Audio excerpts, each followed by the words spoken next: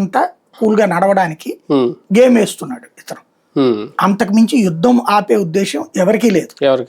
ఎందుకంటే ఇరాన్ కి కావాల్సింది ఇప్పుడు అది ఇరాన్ ని ఎవడు నడిపిస్తున్నాడో ఎవరికి తెలియదు.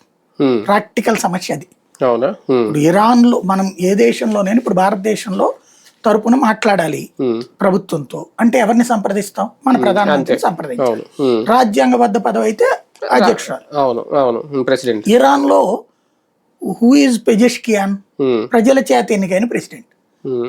అతను మొన్న యుద్ధం ప్రారంభమైన 2వ రోజునే చెప్పాడు, గల్ఫ్ దేశాలు మా మిత్ర దేశాల మీద మేం దాడి చేయడం ఏంటి, మా పొరుగు దేశాల మీద పొరపాటు జరిగింది, నేను దాన్ని నియంత్రిస్తాను, వాళ్ళ క్షమాపణ చెప్తున్నానని చెప్పాడు.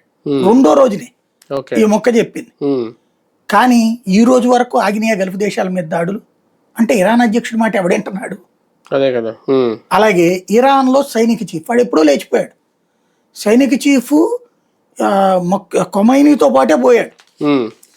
ఆ తర్వాత ఇప్పుడు ఖొమైనీ అనేవాడు పాలకుడు కాదు, కానీ వాడే నడిపిస్తాడు. ఆ ఖొమైనీ చచ్చిపోయాడు. ఆ ఖొమైనీ కొడుకుని మళ్ళీ వాళ్ళ నాయకుడిగా ఎన్నుకున్నారు, ముక్తజా ఖొమైనీ. వాడు చావు బతుకుల మధ్యన ఉన్నాడు, వాడు ఆర్డర్లు వేసే స్థితిలో లేడు.